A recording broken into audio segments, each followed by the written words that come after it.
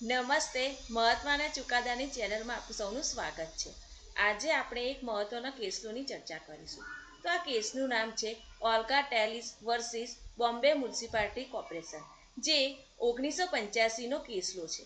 તો આપણે જોઈએ છીએ કે બંધારણના આર્ટિકલ 21માં ગૌરવપૂર્વક જીવન જીવવાનો અધિકાર તેમજ જીવન જીવવાનો અધિકાર વગેરે આપણે જોઈએ છીએ, પરંતુ આજે આપણે આ કેસથી જોઈશું આજીવિકા મેળવવાનો અધિકાર। તો આ કેસને તમે આજીવિકા મેળવવાના અધિકાર તરીકે પણ ઓળખી શકો છો।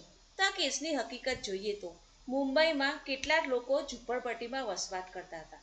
તેઓનો ઝૂંપડપટ્ટીમાં વસવાટ કરતા તેઓ ગરીબ સ્થિતિમાં બી રહેતા હતા, તેમજ તેઓને રોજગારી તેની આજુબાજુથી મળી રહેતી હતી। પરંતુ 1985માં મ્યુનિસિપાલિટીના કાયદા હેઠળ આ કાયદાની મુંબઈની મ્યુનિસિપાલિટીએ કલમ 314 હેઠળ આ લોકોને કોઈ પણ સૂચના કે નોટિસ આપ્યા વગર જે સ્લમ એરિયા છે એટલે કે ઝૂંપડપટ્ટીનો વિસ્તારને તરત ખાલી કરી દીધો અને તેઓને ત્યાંથી કાઢી મૂક્યા। આ લોકોને ત્યાંથી કાઢી મૂકવાના કારણે તેઓ લોકો આજીવિકા પણ મેળવી ના શક્યા અને તેમની સાથે અમાનવતાભર્યું વર્તન કરવામાં આવ્યું। આ હેઠળ તેઓએ સુપ્રીમ કોર્ટમાં રીટ પિટિશન દાખલ કરી।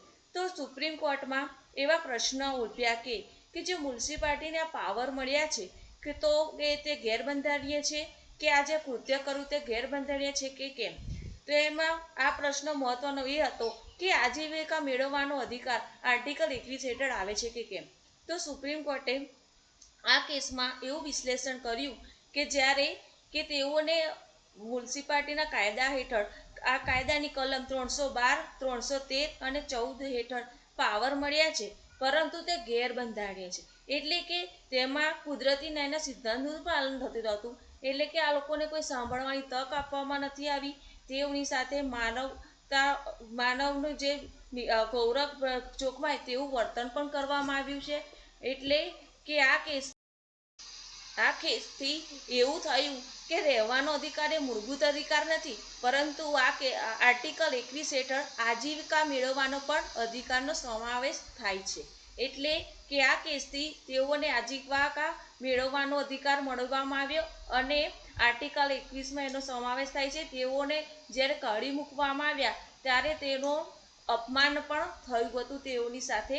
એટલે આમ ભલે એ લોકો તો પહેલાં ગરીબ સ્થિતિમાં જીવતા હતા, તો કાયદાનું જ્યારે પાલન કરે છે ત્યારે સરકારે એ પણ જોવાનું રહે છે કે તેઓની આર્થિક સામાજિક સ્થિતિ પણ જોવાની રહે છે, તેઓને કઈ સગવડ બીજી મળે છે કે કેમ તે પણ જોવાનું રહે છે। Thank you.